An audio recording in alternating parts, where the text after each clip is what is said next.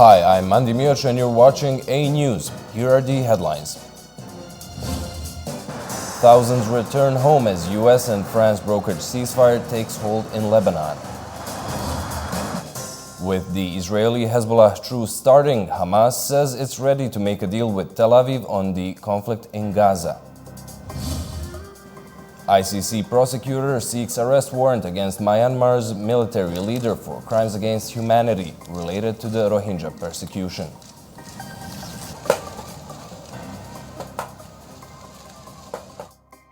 Thousands of civilians are returning home to South Lebanon as Israel-Hezbollah ceasefire took effect early this morning. The truce, ending 13 months of conflict, was brokered by the United States and France. The ceasefire agreement between Israel and Hezbollah militants officially began today, marking a 2-month pause in hostilities. It requires Hezbollah to withdraw from southern Lebanon, while Israeli forces must pull back to their side of the border. Oversight will be led by an international panel headed by the United States. Israeli Prime Minister Benjamin Netanyahu emphasized that any violation of the ceasefire by Hezbollah would be met with a forceful response. Speaking to the nation, Netanyahu expressed his readiness to implement the deal and announced plans to bring the ceasefire to his full cabinet for approval after it's endorsed by the Security Cabinet. This evening, I will bring a ceasefire outline for the cabinet's approval. The length of the ceasefire depends on what happens in Lebanon. In full cooperation with the United States, we retain complete military freedom of action. Should Hezbollah violate the agreement or attempt to rearm, we will strike. Hezbollah did not participate in any direct talks for the truce, with Lebanese parliamentary speaker Nabi Berri mediating on its behalf. In Beirut, residents expressed mixed emotions, with relief tempered by doubt. Some emphasized the need for stability and called for the Lebanese state to play a stronger role in maintaining peace. We support a ceasefire. We care about a ceasefire, but one without a fuss, without any fraud on resolutions and legitimacy. This is what we care about. Of course, we care about a ceasefire as soon as possible. Meanwhile, reactions from Israeli citizens reflected a mix of optimism and concern. Well, probably the best would have been for both to be stopped at the very same time. But you can't have everything all the time. So this is not the perfect solution, for sure, but at least that. As both nations brace for the days ahead, the ceasefire offers a tenuous hope for an end to a conflict that has claimed thousands of lives since its escalation following the Gaza war last year. As the ceasefire took hold in Lebanon, Hamas says it's now ready for a similar deal with Israel in Gaza. According to the AFP news agency, a senior official of the Hamas group says it's informed mediators in Egypt, Qatar and Turkey that as well as being ready for a ceasefire, it's also ready for a serious deal to exchange prisoners. However, Tel Aviv claims that Hamas has been unwilling to meet their demands on hostages. The mediators blame both sides for the impasse, saying Israeli pressure to leave troops in Gaza is also an obstacle. Reacting to the Lebanon ceasefire, world leaders expressed hope that the deal will be a permanent one, bringing much-needed stability to the part of the region. United Nations Secretary-General Antonio Guterres welcomes the announcement of a ceasefire between Israel and Lebanon, his spokesman said.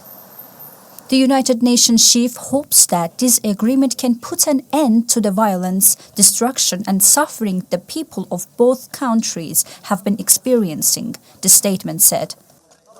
President of United States Joe Biden expressed support for the Israel-Hezbollah ceasefire agreement, calling it good news. He added that the agreement is designed to be a permanent ceasefire. The fighting across the Lebanese-Israeli border will end. Will end. This is designed to be a permanent cessation of hostilities. What is left of Hezbollah and other terrorist organizations will not be allowed. Well, I emphasize, will not be allowed to threaten the security of Israel again. Over the next 60 days, the Lebanese army and state security forces will deploy and take control of their own territory once again. Hezbollah terrorist infrastructure in southern Lebanon will not be allowed to be rebuilt. And over the next 60 days, Israel will gradually withdraw its remaining forces. And civilians on both sides will soon be able to safely return to their communities. President of France, Emmanuel Macron, welcomed the deal, calling it a new chapter. Il importe que ce cessez-le-feu soit respecté. A just and lasting political solution through two states is necessary. This agreement shows the way forward through political courage, which alone can offer lasting peace and security to the region. Et ainsi aussi permettre la restauration de la souveraineté du Liban. Vandalism that you describe, I know. Foreign Minister of Australia, Penny Wong, also welcomed the signing of a ceasefire deal. Annalena Baerbock, Foreign Minister of Germany, added that the situation between Israel and Hezbollah is at a critical moment, offering hope for a potential resolution. We are at a critical moment thanks to US and French mediation. A ceasefire and a political solution aligned with UN Resolution 1701 are within reach. Israel has a duty to protect civilians while defending itself. And alongside our Arabic partners, we agree that UN humanitarian organizations in Gaza must remain operational. However, concerns remain about whether there will be another escalation if one of the sides violates the terms of the ceasefire. Turkey also welcomed the ceasefire, calling on all parties to keep up their end of the deal and offering Ankara's support in ending the war in Gaza. İsrail ile Lübnan arasında bu sabah We are pleased with the ceasefire agreement between Israel and Lebanon that came into effect this morning. We expect all parties, especially Israel, to fully realize their responsibilities in maintaining calm on the ground. We are stating that, as Turkey, we are ready to provide any contribution for the massacre in Gaza to end and for a lasting ceasefire to be achieved. Türkiye olarak her türlü katkıya hazır olduğumuzu ifade ediyorum.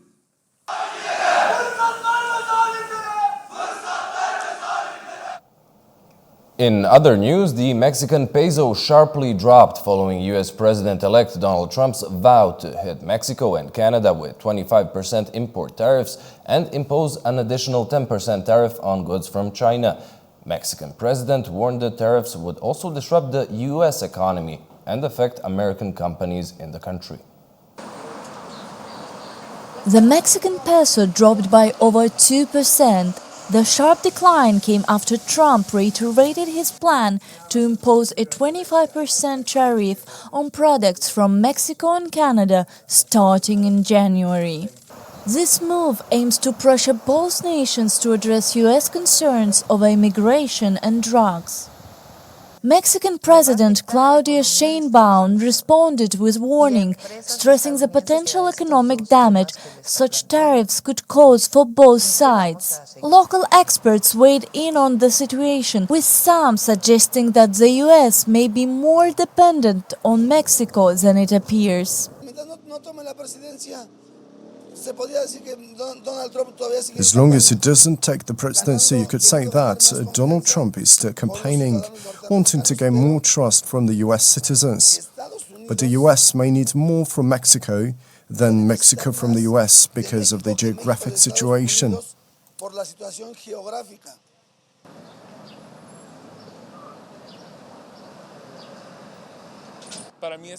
For me, it's more about generating noise with those countries because it is not only with Mexico, not even with Canada, and it is a rather peculiar way of dealing with rather large trading partners.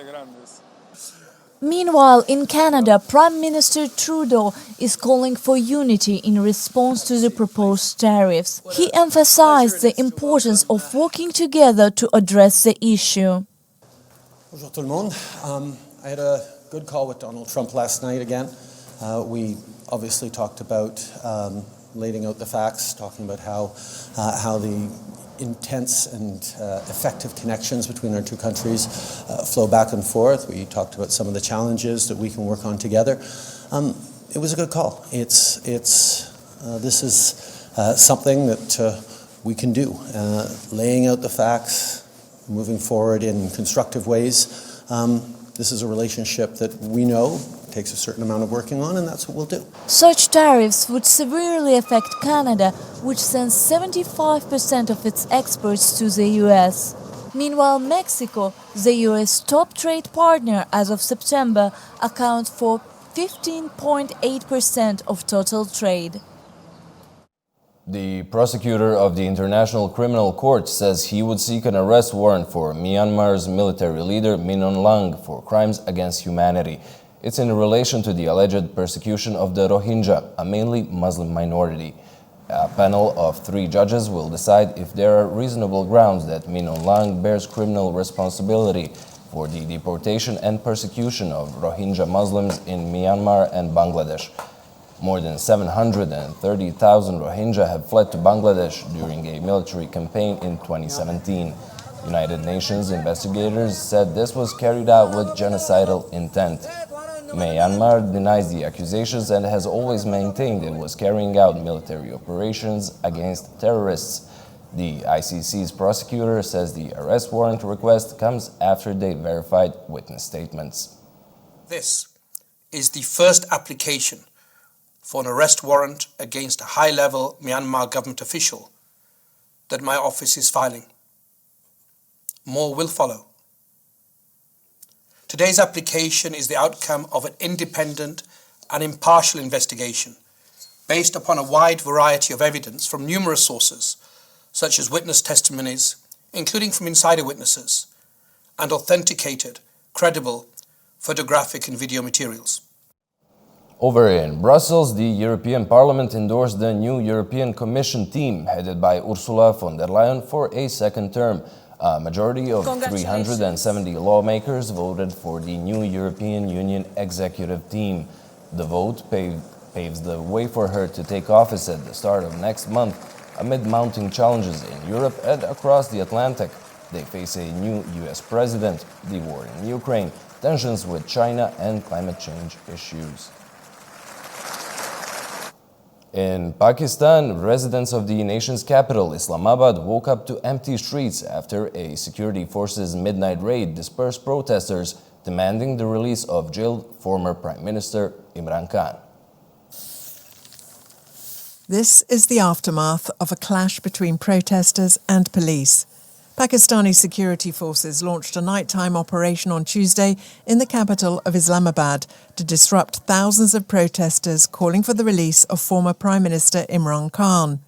A temporary suspension of the protest has been announced by Khan's party, the Pakistan Tehreek-e-Insaf. Residents expressed their relief over the absence of the violence. The situation this morning shows that the roads are completely cleared and people are now moving freely. Residents appear to be satisfied, and it seems that the sit-in protest has been cancelled, as many protesters have returned to the city or their homes. It was called the final call. That's what former Pakistan Prime Minister Imran Khan referred to a demand by his supporters to stage a sit-down demonstration in Parliament. His supporters believe the current government is holding him as a political prisoner after the former Prime Minister was unfairly ousted in a parliamentary no-confidence vote in 2022. A convoy of vehicles led by Khan's wife and followed by thousands of protesters broke through security lines and disobeyed a city lockdown directive, triggering the confrontation. Analysts believe only one side can emerge victorious. It seems like a rather critical juncture here. And at the same time, one which it's hard to predict how it's going to end. But things have come to a head, and they've been boiling for a long time. But now what we have, as I see it, is the kind of confrontation between the establishment and the PTI, led, of course, by Imran Khan. And only one of them can emerge from this standing. 6 people have died from the clashes, including 2 protesters and 4 soldiers. Azerbaijan remains committed to the global climate efforts after holding the UN's climate conference, COP29, here in Baku. We spoke exclusively with COP29 lead negotiator Yalchin Rafiev to see what's next for climate action. The COP29 summit ended last weekend with an agreement that nations will raise $300 billion towards vulnerable countries affected by climate change. The next United Nations conference is in Brazil. Azerbaijan's lead negotiator, Yalchin Rafiev, says it's now important for Baku to keep up the momentum. We have just started our presidency. It means for the next 1 year period we will work hard to continue our presidency, to come up with new ideas, to help the Brazilian presidency build their own outcomes, the package.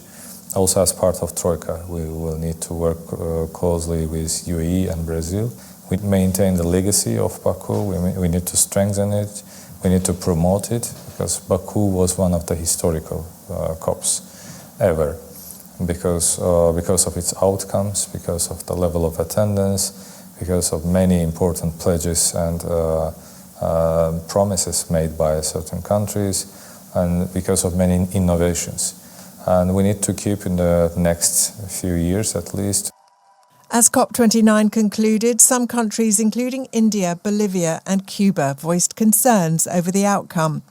Yalchin Rafiev explains the different positions these countries took and what steps will be needed to continue dialogue and collaboration moving forward. Saying that India was, of course, trying to block the whole decision, but they came to us, asked for a floor in the statement, but didn't mention when, even if it is before the adoption or after. And after the adoption, we gave them a floor and they expressed their view. When it comes to Bolivia, Bolivia was not against the decision, was not blocking it, just expressed solidarity with India's those positions that the figure is low, that the developed countries should do more, and Cuba as well. So their dissatisfaction was not about the decision, but about the approach by the developed countries. Looking ahead to next year's UN Climate Change Conference at the port city of Bulai, Rafiev has a key message for the upcoming Brazilian presidency. Do not bring the geopolitical divides into the negotiation process. Because if you bring these geopolitical divides, you end up in a situation where even though this is something that affects humanity, you cannot act impartially. Like those issues that you have been experiencing in other parts, in other areas of geopolitics, you have been observing also here. Brazil's COP30 will be between the 10th and the 21st of November. Efforts to address risks related to climate change are being discussed at the 6th Eurasian Conference in Azerbaijan. Some 100 scientists from various countries gathered in Baku to share knowledge and technologies. This is the 6th Eurasian Conference on Risk, and it's called Innovations in Minimizing Natural and Technological Risks of Climate Change, Methodology and Practice. During the opening, speakers mentioned the special role the international event plays for Azerbaijan. Organisers say this event generates great interest, both in terms of scientific discussions and innovative approaches. Speakers say this event works together with the Climate Change Summit in Baku. COP29 was extremely important because there are two important segments in the whole climate policy and measures. It's mitigation and adaptation. And probably to a certain extent, till recently, adaptation was under-evaluated. Not enough attention was paid. And here it's just the starting point when these two segments done together. And this interlinks between emission reduction and taking care of safety of human population, economic sectors is important, really important. However, some delegates believe more money should be raised to help vulnerable countries affected by climate change.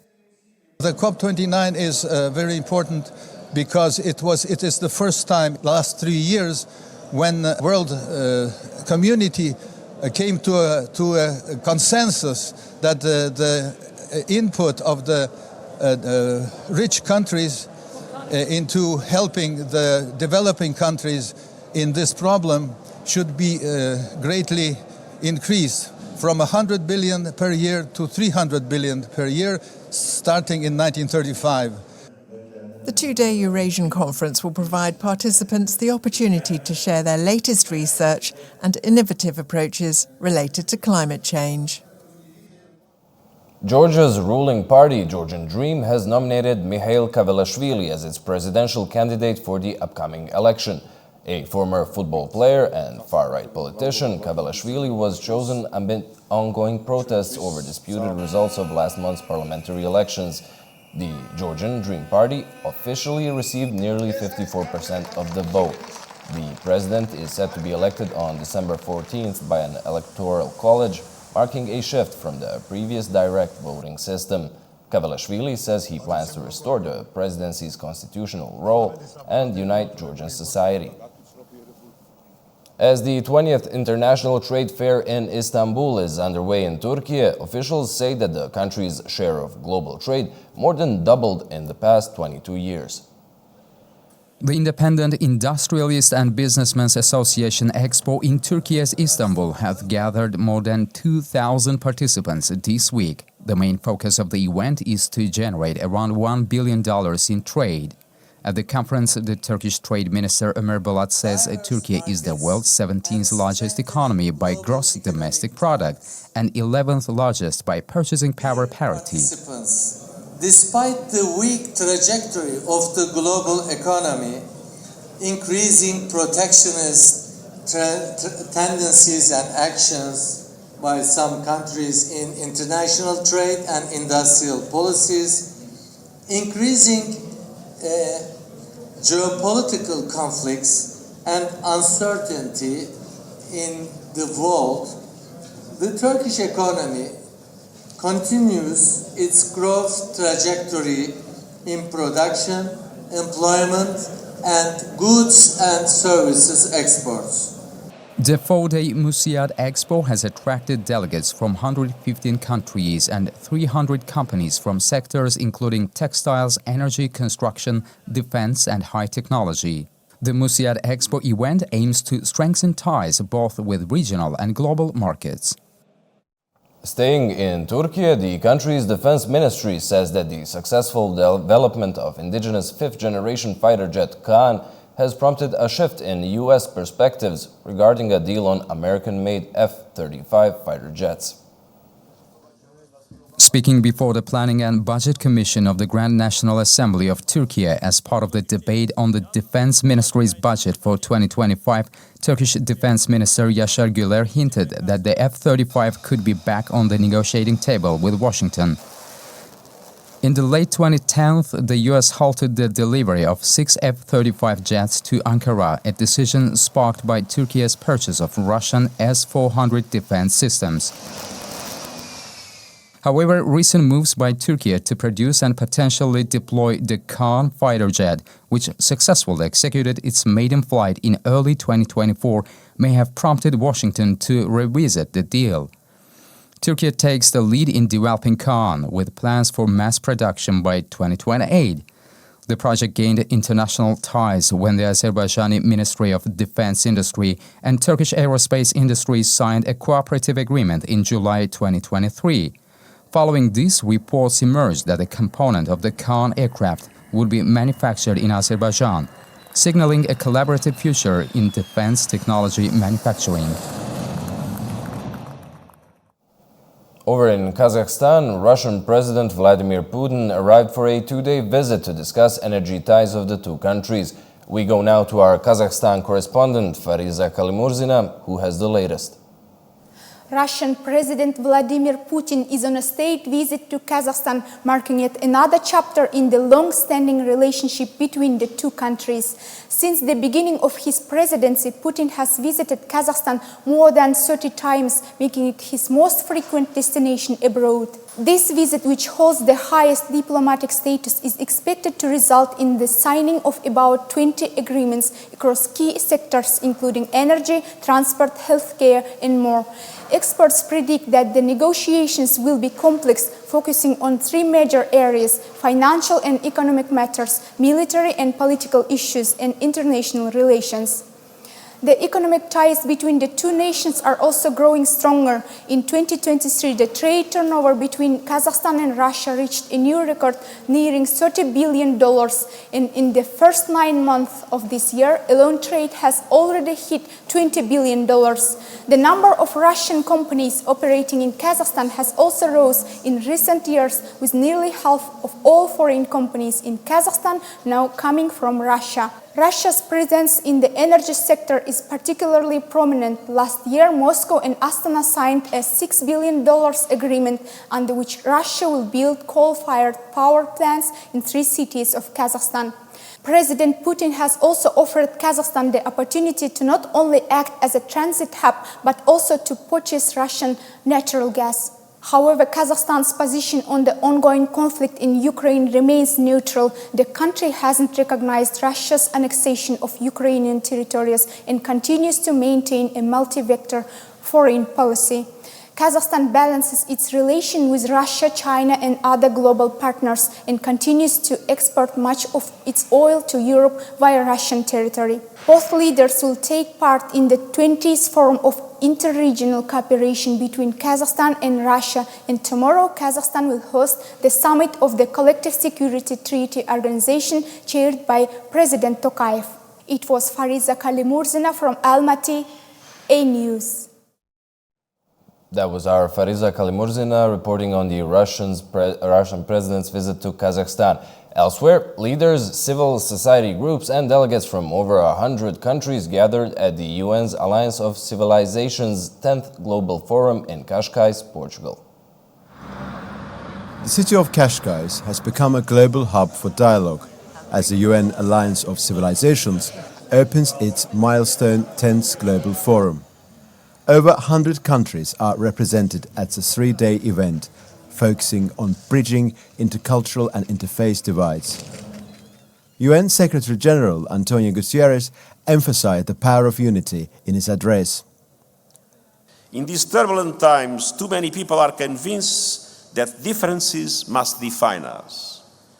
But the most powerful force of all is the recognition that we are more united by our common fate than divided by our distinct identities. Portugal's President, Marcelo Rebelo de Sousa, also spoke, highlighting the country's role as a bridge between cultures and nations. What makes us truly great is our universal diaspora, composed of friendly and tolerant people. The Alliance's High Representative, Miguel Ángel Moratinos, called for peace through diversity, reminding attendees that true security can only be achieved through mutual respect and dialogue. Security at all costs don't lead to peace, but peace may lead to collective security. The event concluded with the adoption of the Declaration of Cascais, setting the stage for continued collaboration ahead of the next forum in Saudi Arabia in 2026. That's all from us here for now. Thank you and keep watching A News.